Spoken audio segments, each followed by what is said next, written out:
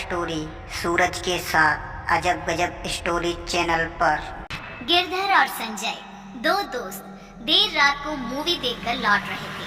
दोनों ने काफी ड्रिंक कर रखी थी और इसी कारण गाड़ी चलाने में दिक्कत हो रही थी, मगर फिर भी दोनों जैसे तैसे गाड़ी को चला रहे थे।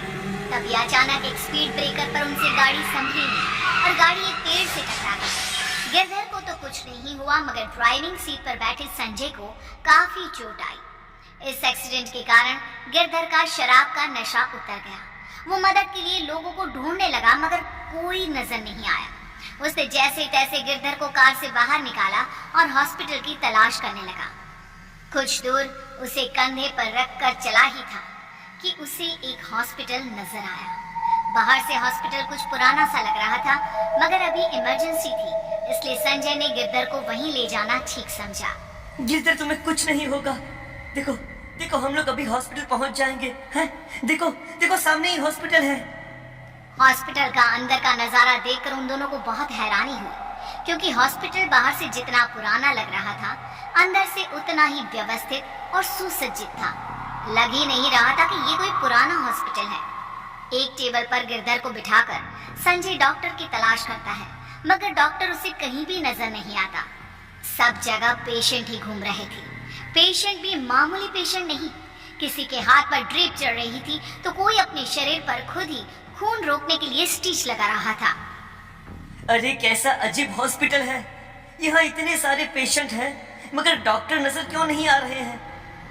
तभी एक पेशेंट आकर संजय के पास खड़ा हो गया। अरे क्यों भाई, इतनी रात को परेशान होकर क्यों घूम रहे हो? कोई तकलीफ है क्या? डॉक्टर की तलाश कर रहा हूँ। मेरे दोस्त का एक्सीडेंट हो गया है। सिर से बहुत खून बह रहा है। मरहम पट्टी करने के लिए डॉक्टर की जरूरत है मुझे। डॉक्टर की क्या जरूरत है? मरहम पट्टी तो मैं ही कर दूंगा। पिछले 30 सालों से अपने घाव की ड्रेसिंग मैं ही तो कर रहा हूँ। कहते हुए पेशेंट पेट पर अपना घाव दिखाता है। संजय को लगता है कि शायद तकलीफ के कारण उसकी दिमागी हालत ठीक नहीं है। वो बिना कुछ बोले वहां से हट जाता है। तभी उसे नर्स नजर आती है। वो भागकर उसके पास जाता है। सिस्टर, मैं काफी देर से आपको तलाश कर रहा था। बाहर बेंच पर मेरा दोस्त है, उसके सर पर काफी चोट लगी है, उसका खून बह रहा है। प्लीज प्लीज आप चलकर देख लीजिए उसे। चलिए। क्या बकवास लगा रखी है? एक छोटे से सिर की चोट के लिए मैं तुम्हारी कोई मदद नहीं कर सकती। मुझे अभी ऑपरेशन थिएटर में जाना है, वहाँ पर जरूरी ऑपरेशन होना है। हमें पेशेंट की किडनी निकालनी है ताकि हम उसे बेच सके। तुम्हारे दोस्त को किडनी की जरूरत हो तो बता दो। बोलते हुए वो नर्स जोर से हंसने लगी। नर्स की बात सुनकर संजय बहुत डर गया। वो भागकर अपने दोस्त के पास आया तो गिरधर वहाँ पर नहीं था। गिरधर, अरे गिरधर, कहाँ हो तुम? ओह गॉड, वैसे ही हॉस्पिटल कम मेंटल असाइलमेंट ज्यादा नजर आता है, और ऐसे में ये गिरधर कहाँ चला गया? संजय गिरधर को ढूंढ रहा था कि अचानक उसकी चीखने की आवाज सुनी। संजय उस आवाज की ओर बढ़ने लगा। कुछ लोग गिरधर को एक ऑपरेशन थिएटर में ले जा रहे थे। बड़े दिनों के बाद कोई जिंदा इंसान हाथ लगा है। आज तो इसका दिल, गुर्दा, किडनी सब कुछ निकाल लेंगे। मगर पहले ही कह देते हैं, दिल मेरा होगा, क्योंकि ये तो बड़ा ही हैंडसम मुन्ना है। मर चुकी हो, मगर अभी भी लड़कों का दिल चाहिए। सभी लोग बहुत जोर से हंसने लगे। उनके हंसने की आवाज संजय के दिल में और डर पैदा कर रही थी। संजय भागकर गिरधर को छुड़ाने लगा तो नर्स एक खतरनाक चुड़ैल में बदल गई। हमारे बीच मत आओ, वरना मारे जाओगे। भाग जाओ यहाँ से। अरे क्यों भाग जाओ? आज का दिन तो बहुत अच्छा है। एक दिन में 2-2 शिकार, बहुत मजा आएगा ताजा ताजा खून पीने में। कहते हुए वार्ड बॉय भी एक जली हुई लाश में बदल गया। उसके पूरे शरीर पर छाले पड़े हुए थे। वो संजय की ओर बढ़ने लगा।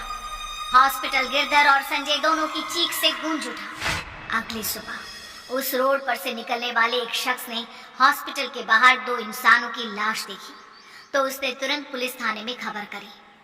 पुलिस स्टेशन में अभी नए इंस्पेक्टर का तबादला हुआ था। उसे इस हॉस्पिटल के बारे में कुछ भी नहीं पता था। हवलदार, लाश बड़ी ही बुरी हालत में है। हमें पता लगाना होगा किसने इतनी बुरी तरह से इन दोनों इंसानों को मारा है। इंस्पेक्टर साहब, पता लगा कर क्या करेंगे आप? मरे हुए इंसानों को कौन सजा दे सकता है? क्या कहना क्या चाहते हो तुम? साहब, लगता है ये दोनों इस इलाके के नहीं हैं, तभी इस भूतिया हॉस्पिटल की शिकार हो गए। भूतिया हॉस्पिटल मतलब क्या कहना चाहते हो तुम? साफ साफ कहो मुझसे। साहब, बहुत पहले डॉक्टर साहब मुंबई से पढ़कर यहाँ आए थे। उन्होंने यहाँ पर गांव में हॉस्पिटल खोला तो सब लोग बहुत खुश हो गए।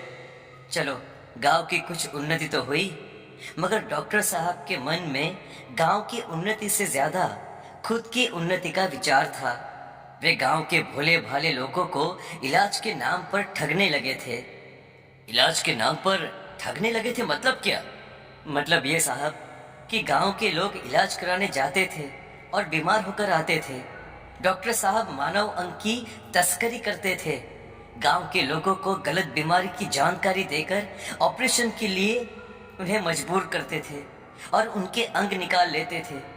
एक बार शहर के कुछ पढ़े लिखे लोगों ने डॉक्टर का पर्दाफाश कर दिया। उन लोगों के कारण जब गांव के लोगों को इसके बारे में पता चला तो वह लोग बहुत नाराज हो गए और उन्होंने डॉक्टर को जिंदा जलाने के लिए उन्हीं के अस्पताल में आग लगा दी। गुस्से में गांव वालों ने ये भी नहीं देखा कि हॉस्पिटल के अंदर मरीज भी हैं। कई बेगुनाह उस आगजनी में मारे गए, मगर डॉक्टर बच गए थे। उन्होंने इंश्योरेंस की अमाउंट से हॉस्पिटल रिनोवेट करवा लिया था, मगर असमय लोगों के काल कलवित होने के कारण ये जगह शापित हो गई और उसके बाद अक्सर यहाँ पर लोगों की आत्मा को भटकते हुए देखा गया। कई सारे पेशेंट और अनजान मुसाफिर उन आत्माओं के शिकार हुए हैं। अरे डॉक्टर ने खुद भी कई बार इस अस्पताल में मौत का सामना किया है, मगर किसी अनजान शक्ति के कारण वह हर बार बच जाता था। कुछ समय बाद एक रात अचानक हॉस्पिटल में दोबारा आग लग गई। इस आगजनी में डॉक्टर के साथ साथ उसका पूरा स्टाफ भी जलकर खत्म हो गया। अब डॉक्टर भी अपनी मुक्ति के लिए इस हॉस्पिटल में भटक रहा है, मगर उसके द्वारा मारे हुए लोग उसकी आत्मा को रोज एक नई सजा मुकर्रर करते हैं। गांव के एक एक जन को इस बारे में अच्छी तरह पता है, इसलिए इस अस्पताल में या इस अस्पताल के आसपास कोई नहीं आता। आज ये दोनों भी उन भटकती आत्माओं के शिकार हुए हैं। ये क्या बकवास कर रहे हो? मैं नहीं मानता इन सारी बातों को। जरूर यह सब किसी की साजिश है। यदि भूत प्रेत हैं तो आज की रात में यहाँ जरूर रुकूंगा। वैसे तो सर, मानो तो भगवान है और नहीं मानो तो कोई नहीं। आपकी मर्जी सर। इंस्पेक्टर रात को हॉस्पिटल में ही रुकता है। सब कुछ शांत था। रात के 12 बजे ही हॉस्पिटल में अफरा तफरी शुरू हो गई। नया पेशेंट आया है। बहुत दिन हो गए हैं किसी की किडनी नहीं निकाली। नर्स, ऑपरेशन थिएटर रेडी करो। इंस्पेक्टर साहब, अपने हाथों से खुद को सील तो लोगे ना? मेरी तरह सील लोगे ना?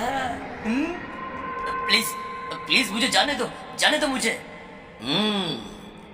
आए तो थे तुम तुम्हारी मर्जी से, लेकिन अब जाओगे हमारी मर्जी से। क्यों? कहते हुए डॉक्टर अपने बड़े बड़े नाखूनों से ही इंस्पेक्टर का दिल और शरीर के दूसरे भाग निकालकर चबा रहा था।